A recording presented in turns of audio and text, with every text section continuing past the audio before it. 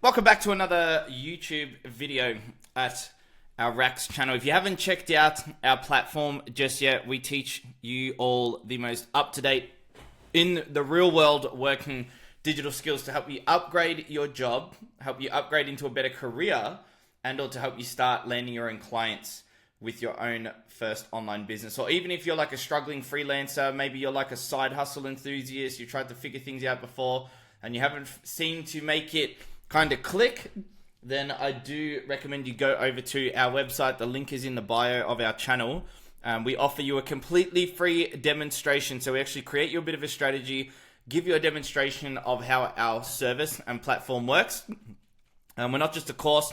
Instead, we actually figure out what your dream life looks like first, and then we create the strategy for you to help you get there, teach you the skills you need, and then we actually help you find and apply for the jobs and or the career upgrade and or help you start taking on your own clients as well. So you can go secure a completely free demonstration to see how it all works, what service we offer, and you can do that via the link in our bio. Otherwise, we are here to explain to you what the most valuable money-making skill is. Now, first, in order for us to really figure out what the most valuable skill is, we need to understand what value is to begin with. Because we kind of go on in our lives just kind of, oh yeah, money means this, and if I want to buy this, it costs this much money. And you'll find oftentimes you're like, oh my God, I wouldn't spend that much money on that. But you don't really think about it at a internal level and think why am I thinking that? Why do I know we understand value kind of at a beginner level. Well, I don't find the value in it, but why? Have you ever asked yourself, why don't you find the value in it? What is value to you? Why do you see some things are worth more than others? As an example, if you're going to the shops, so the supermarket, and you go into you need some toothpaste, right? So you walk down the toothpaste aisle and you need toothpaste because if you don't use toothpaste, your teeth are going to rot and you're going to have teeth falling out and then no one's going to like you and whatever.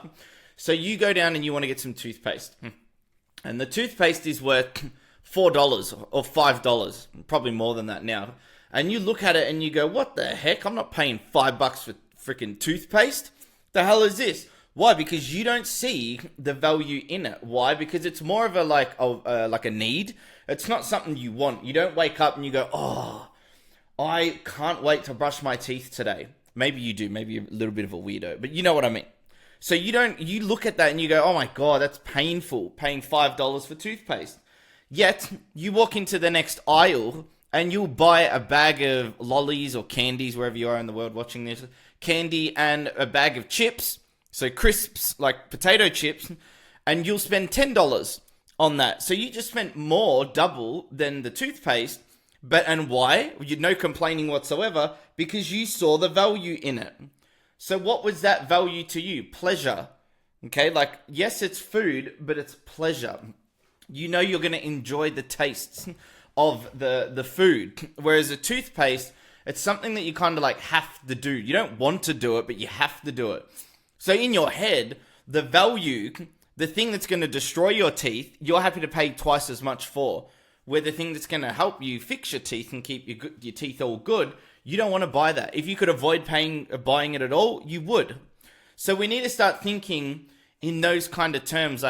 If we want to figure out what the best money-making skill is, we need to then figure out, understand the concept of value, because then you can start really picking apart and understanding how the world works when it comes to buying things and money. You can analyze people, you can analyze businesses, you can analyze products, you can find opportunities because you have full understanding of the concept of value. Now, money is value in the form of dollars, okay, which is currency. So we say that piece of paper right there, one of those pieces of paper, is worth $100, okay? What's the value of a dollar? You know what I'm saying? It's a dollar, it's currency. We made it up. Humans made it up, invented it. We won't get into the specifics of that conversation. But we say a piece of paper holds the value of $100. Now, the same piece of paper could say $1 on it. And now the same piece of paper is worth 100 times more because it says 100 on it. Okay, that's what we have agreed. Whether you like it or not, you've agreed you're playing that game of the world. So money has a value. We've given it that value. Okay, there's things in the world that us as humans, like in the modern world, have given value. Where we say, that is worth this much money, that is worth this. Or like, if you want to go back before currency was kind of like a monetary fiat currency type of thing, we used to trade. So we'd go to the markets, or you'd go to like, the farmers and whatever. This is like talking thousands of years ago. And you would trade things. So you would have maybe a goat or a cow. And you would trade it for some milk from someone else's cow. Or for some bricks or something, okay? So like, that was still value. People would still think, well, my value of what I've got is worth more than the value of what you've got. So I need more of what you're trying to give me to make it even and fair. Okay, and then somewhere along the line, we created money, fiat, currency. Okay, but still, that whole concept of value still goes all the way back to when humans were created. I'm sure even in caveman days when we used to talk like, if I went out and I was a caveman and I killed a moose or something like that, or a mammoth, and then I had, a furry mammoth coat, and I had a tusk as a weapon, and I had a big leg of meat over my shoulder, if you come up and tried to steal that from me, I'd probably kill you. Because that's value to me. It's keeping me warm, it's keeping me protected, and it's keeping me fed. So that's value, right? So what we're trying to teach you here is like, everything around you has a value. Otherwise, you wouldn't care if people stole from you. People wouldn't even steal, because they wouldn't even see the value in risking their lives and stealing. There'd be no need to steal. So everything has a value to it. And we need to understand that core concept of how we give things value. Okay, so items have value. Like this diamond right here. Let's say that this diamond right here is worth $3,000. Now, who gives that value to the diamond? Someone. But why do we find it valuable? Okay, that again, the diamond. I'm using these scenarios that have quite a backstory to them. So there's actually one company in the world that I think controls most of the diamond trade. So they kind of own most of the mines in the world. So they supply and control the supply and demand of diamonds. Okay, so they have kind of, with marketing, put this price on diamonds. Now, some diamonds are quite rare to get because you have to go mine them in countries. But now they can make them in a lab. So they can pressurize it and make a diamond in the lab now. Is that lowering the value of diamonds? I don't really think too much. I wouldn't have any idea. But again, us as humans, we've said that's worth $3,000. But to me, that diamond, I don't care about the diamond. So to me, that value isn't really worth anything to me. Whereas you might be proposing to your partner, your fiance. I mean, not fiance, they're not fiance yet, but you might be proposing to your partner. You might be buying a gift for someone. You might want a gift for yourself. So all of a sudden, that $3,000 diamond to you is worth $3,000. Why? Because when you wear it, you're going to feel special. And you want to be able to say to people I spent $3,000 on this. Those same people that control the diamond industry kind of created the thing that, if you propose to your wife, you get the most expensive diamond you can to prove to her your love. So again, they just created that to make the normies go, oh my God, I need to spend so much money to prove my love. Whereas, someone like me, I don't see the value in a little freaking clear rock whatsoever. I bought my wife a diamond ring, but I'm not going out and spending 10, 20K on a freaking ring. She's not even going to care about it. She just wants a ring on her finger because she just wants me to prove that I love her and I'm willing to be with her forever. That's what matters. So to me, you could show me two diamonds and be like, this one's worth $30,000. And I'd just think you're stupid. I'd be like, who the freaking hell would buy that? Why would someone buy that? Whereas if you showed me, let's say my cat, right? If you said to me, hey, your cat is going to die unless you pay $30,000 to fix it, I'd pay $30,000. Where you would be like, oh, nah, there's no chance I'd pay that much money for your cat not to die. Because you have no value to my cat. Understood? So the value of that item or whatever the item is it's often subjective. Okay, subjective, meaning like we think like something is worth more or not. Even if it's been given a value. Like properties. People will say, this is another one that me personally, I'm like, oh my God, this is so stupid. So we live in a kind of, I'd say, a upper class area where our house is right now. And the houses around here are like quite expensive. But they're all built on top of each other. So like, you could, if you look over the fence, you can see into the other person's house pretty much. They're very like small blocks. It's in a busy built up area. I hate it around here. I don't like it around here. But all the houses are like $1 million, $2 million, 3, 4, 5, 6. Like they're all really, really expensive. A lot of rich people live around here. To me, if I had $10 million sitting there, I'm not going to buy a house here. There's no freaking chance in the world I would live here. You couldn't pay me to live here. Why? Because I don't like the area. I see no value in it. There's a lot of crime happening right now. Everyone's kind of rude around here. If I spent $3 million on a block of land here, that's my little block of land. I can get a decent sized house on here, but that's it. I have this tiny little block of land that I could kick a soccer ball from one end to the other. What can I build on there? I can't have animals, like farm animals. I can't build like a shed or anything. So why would I buy around here to show other people I'm cool and I'm rich because I live here? No chance. To me, like, I don't find the value in that. But every house is worth millions of dollars here. Why? Because us as humans, we have said, oh, this area is worth more because it's closer to schools, it's closer to the city, blah, blah, blah, whatever. That's what society has said. But for me as an individual, being subjective, I'm like, nah, there's no chance I'd spend that money here. I'd like to go over probably like 45 minutes to an hour away where there's hills, it's outdoors, there's greenery, there's ferns, there's creeks, there's land. And for the same amount of money, I could get a freaking mansion out there. Brand new mansion, multiple car garage, room for, farm animals and stuff. When we have kids, they can play around. To me, that's almost like, oh, is that it? $3 million? Like, that's sick. I could set up my forever home there. So, do you understand? You need to understand these things as well before you just go running at anything you do and try to put a value on what you're offering or serving. Because it's often subjective, this is why it's important to know the market that you're going after. Because if you create some type of product or service or, I guess product or service are the only two things you can really offer. And then you go after the wrong market that doesn't have any money or they don't see the value in what you've got, you're not going to make any money. So then the skill that you've learnt, isn't really worth much, or the thing that you're selling.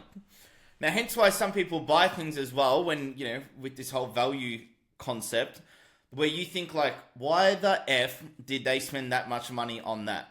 Okay, like a car. Someone might look at you've no doubt looked at someone that's bought something and you thought, why the F did they buy that for that much money? Because that person thought that the value in it was worth more than the money that they spent or are spending on it.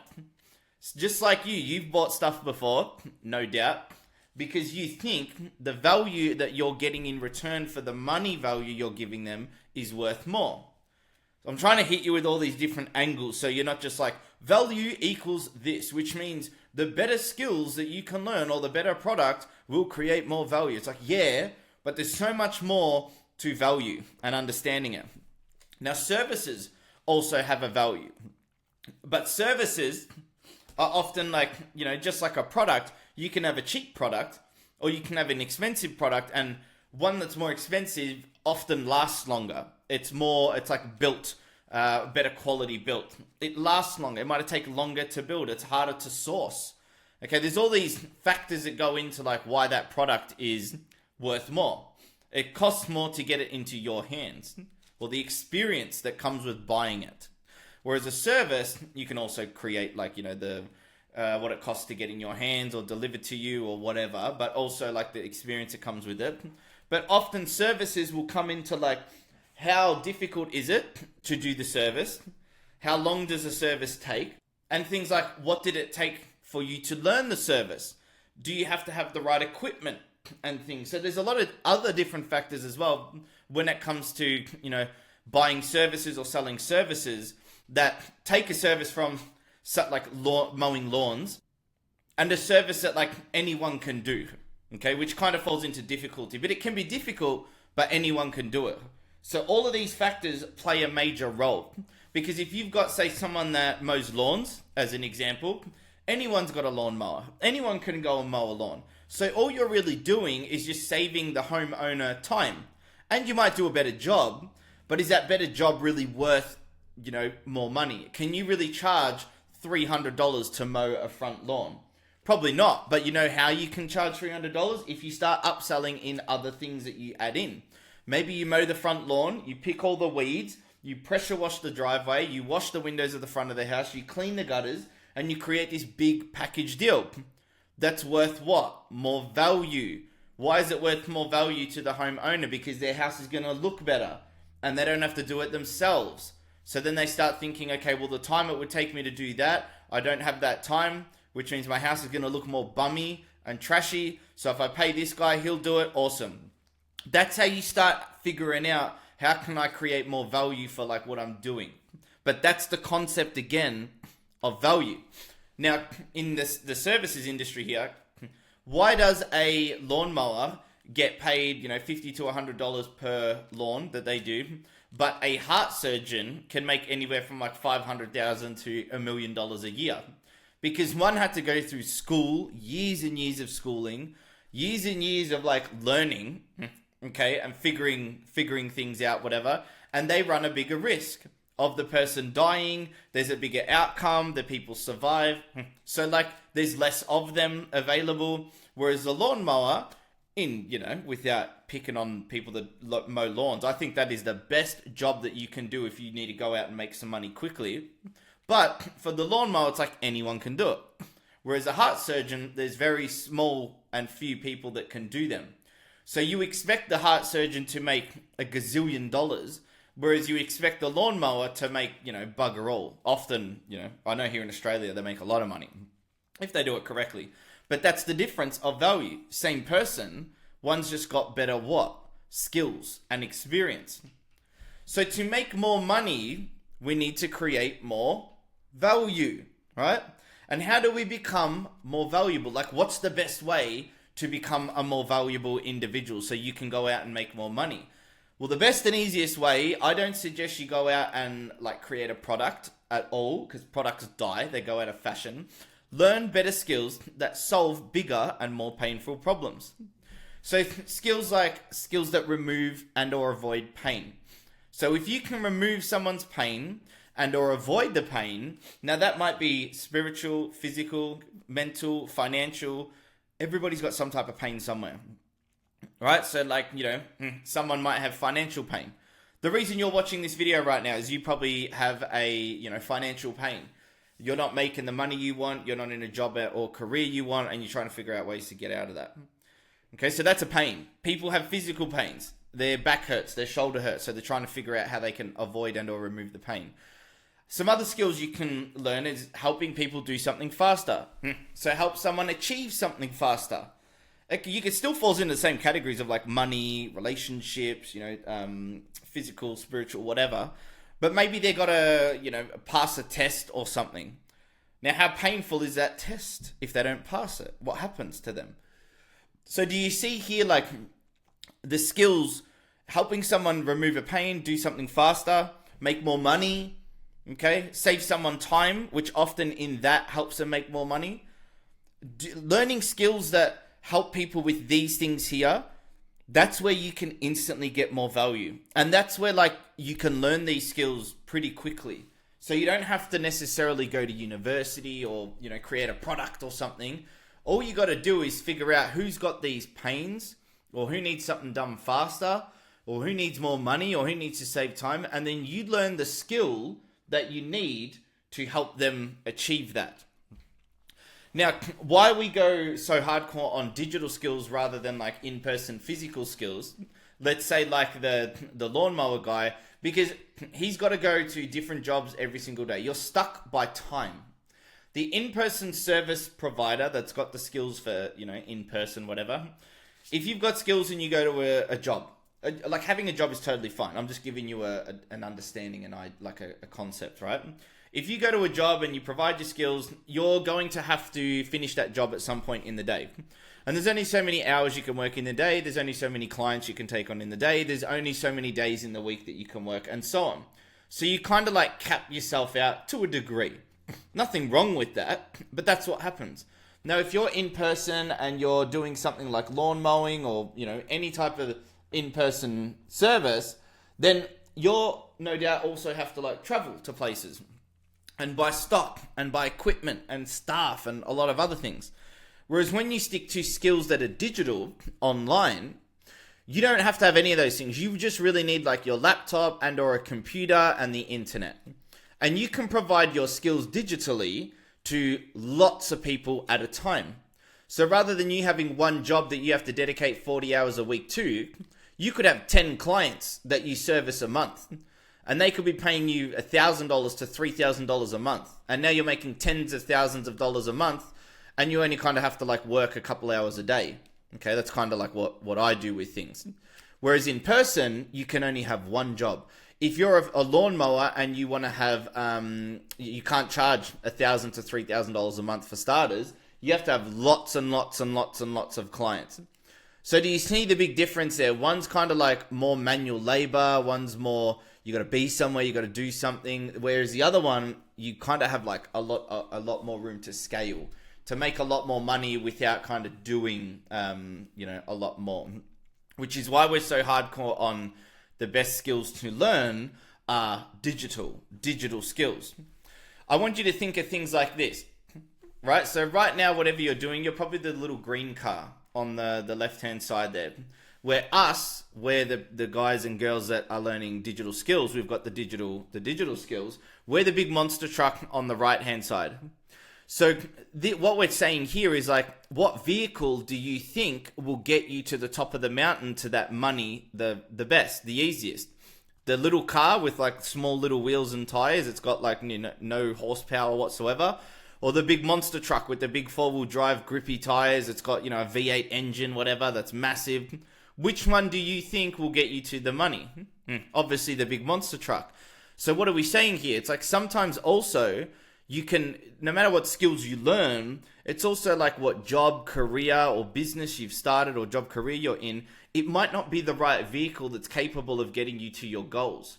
You want to know what your goals are first, but then in order to get them, you want to make sure you're in the right vehicle as well, which can fall into this category of like making sure you've got the right skills. You might have gone to university or college or done an apprenticeship or something and learnt some skills, but then you're kind of making $1,000 or $2,000 a week right now, and you're like, I want to make $5,000 to $10,000 a week. Well, how do I do that? Okay, I can't do that now. Well, obviously, because you don't have the right skills.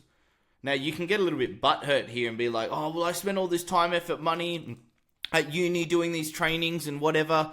I have to make it work. It's like, sorry, unfortunately, it's not gonna work. No matter how hard you try, you're just gonna waste all that time where you could have just ditched that, learnt the better skills quickly, and made moves fast.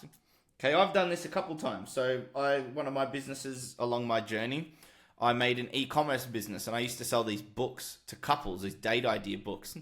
And it did okay, but then it got to a point where I was like, the figure I want to make and what I want to achieve, I'm not going to be able to do that with this business. And it was 2 years in the business. Like, did I sit there and go, no, I'm going to figure it out, I'm going to make it work? I could see that it wasn't going to happen. So I sold the business and I started from scratch. Okay, so again, like the kind of like the world doesn't owe you anything. You make the wrong decision in, doing these courses and whatever. I know obviously at the time you didn't know what you were doing. You might have been brainwashed into doing something or convinced or whatever. That's fine, but you need to be realistic and understand that if you're looking, right, if you've been on YouTube right now and how you come across this video and you've been trying to figure out how you can learn the best money-making skills, And because the position you're in right now, you're like, I don't know what those skills are, what I can learn. Clearly, you don't have those skills. You know what I'm saying? So you can either, try to make it work, or you can just be like, nah, I've got to get into the right vehicle that'll get me to my goals. So how do you learn these skills if you're a beginner, even with no experience? Like, where do you go for these digital skills? Or like, what does that look like? You get a mentor. Okay, a mentor is your real world shortcut. It's the closest thing you're going to get to a shortcut. People say, oh, there's no shortcuts. There kind of is shortcuts, right? Because what if you were to learn an instrument? What are you going to do? You're just going to figure it out? You'll go on YouTube and watch YouTube videos. So that's a shortcut. That's a real shortcut. If you want to learn how to lose weight, okay, or something there, you want to lose some body fat or get musclier or something, what are you going to do? You're going to go get a personal trainer. Why? Because if you tried to figure it out on your own, it'll take too long. You need someone there to hold you accountable, to teach you what to do, and so on. So you get the shortcut. That's a shortcut. So if you wanted to learn, okay, how to make more money and learn better skills, what do you think the best idea for you would be? Is get a mentor, because it's the real world shortcut. So what I'd like to offer you right now is head to the link in our description in our channel here, and you're going to secure yourself a completely free demonstration where on the demonstration, I'm going to ask you some questions. I'm going to learn what it is exactly that you are doing right now with your career, your life, your job, whatever. And then what do you want to achieve? What's your dream lifestyle look like? Your dream income, your dream job, career. And then I'm going to take this information and create you a bit of a strategy. I'm going to walk you through our RACS platform program here and show you what digital skills you should learn specifically that will get you to your goals and that match with your current interests. Because there's no point you just learning skills that you don't enjoy, just like you're probably in a job and or career that you don't enjoy. We custom tailor this specific to you.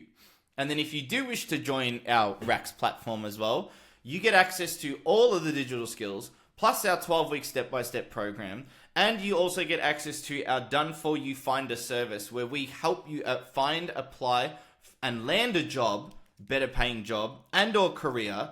And or we also help you start landing your own clients as well. Okay, so the best money-making skills that you can learn are digital skills. But not just any digital skills. You want to make sure that you find the digital skills that align with your current interests, so you have fun doing this, and that will also get you to your end dream goals, your end dream lifestyle, and so on there. So if you'd like to secure your free demonstration, head to the link in the bio, or you can go to @RACSPlatform on Instagram and head to the link there as well. If you've got any questions, please leave them in the comments below. Otherwise, I look forward to creating, there is no cost to this demonstration.